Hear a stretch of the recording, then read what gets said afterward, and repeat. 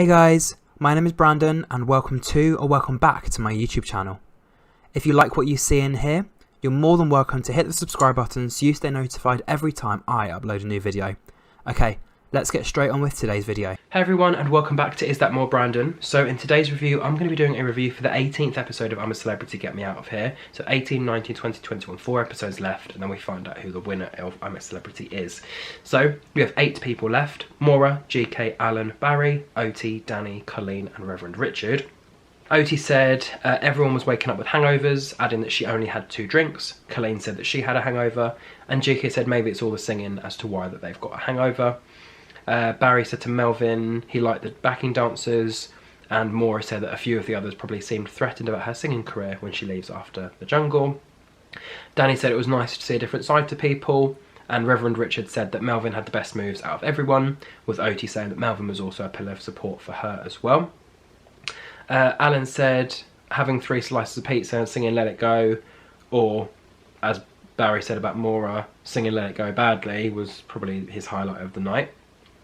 We then found out that for the final 8 they were now competing to win a ticket to Cyclone, and they would be able to be saved from 2 public votes, and there'd be 2 teams of 4 going against each other in the Arcade of Agony, and the top 2 from each group would be going to compete in that 4-people race to see who was going to get the golden ticket for Cyclone. So group 1 was Danny, GK, Richard and Colleen. Danny said that for Immunity ×2 in Cyclone Challenge he needed to try and win this. GK said that her and Reverend Richard have won this easily, and Colleen and Danny were obviously very competitive. Maura was just a little bit confused as to what the agony part was. Alan said, well, the agony part's probably us listening to your singing voice again, and GK said that everyone wants to see her in a superhero outfit. So for Danny, GK, Richard and Colleen, their competition was called Grim Grabbers. They had balls, they had tickets, and they basically just had to get the golden coins out from fish guts, put the coin in the machine, because each coin was 1 attempt at the machine, and then depending on what ball they got, it would either have tickets in it or a golden star. So the star would just win food for camp, and then the tickets would be them 1 step closer to winning that golden prize. So whoever had the most tickets at the end of their round won, and Colleen was putting balls, she was taking the balls out and putting tickets on the coins side, so obviously those tickets didn't count. Danny was just shouting balls, balls, tickets and stars. Both Colleen and Danny got a star each, and GK explained that she'd never want to do that again.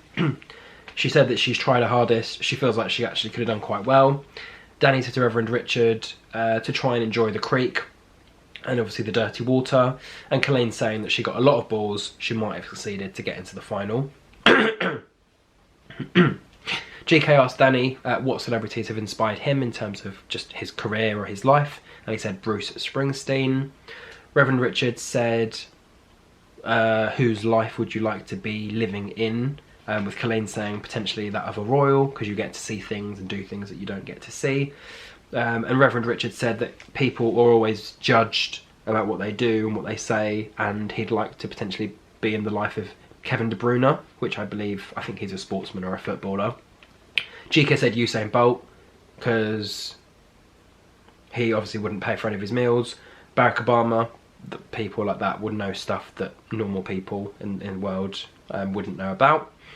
And Reverend Richard said that you'd be susceptible to conspiracies, because that's just kind of a different world that you're living in. And then he asked GK who would she like to play her in a film. She said the film title would probably be called Below Average, and she'd love Paris Hilton to play her in the film because it would be iconic, which would be a story about her life and how it kind of all just worked out quite well. Danny said he'd have some sort of comedy called Lord of the North and potentially own some sort of pasty shop. And then we found out that for OT, Maura, Barry and Alan, they were the second 4 contestants who were going to be taking part in this trial, and Alan said there's lots riding on it. Maura said she's very nervous, she has no idea what to expect. With the challenge being called Grim Ball Machines, again, they were both at this Arcade of Agony, but a different mini game. Again, coins, balls, tickets and stars, so there was 4 stars up for grabs for camp. You had to get the coins to actually play the machine, the balls which then had tickets in, or stars, and then obviously, yeah, tickets which would be for themselves. Mealworms, crickets, cockroaches again, and fish guts as well. Yeah, Danny said to Colleen that football was always clean and healthy, with Oti asking Colleen about her childhood. She said she was a nursery nurse and Dad was a bricklayer, so she's installed that into her kids.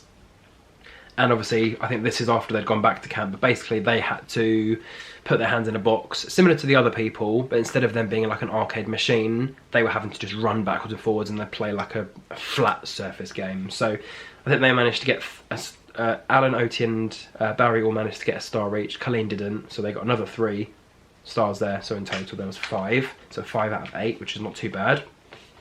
Alan explained that he started Coronation Street when he was at 16 years old, with his parents both supporting him. Danny said that his mum knew that and made him believe that he was amazing.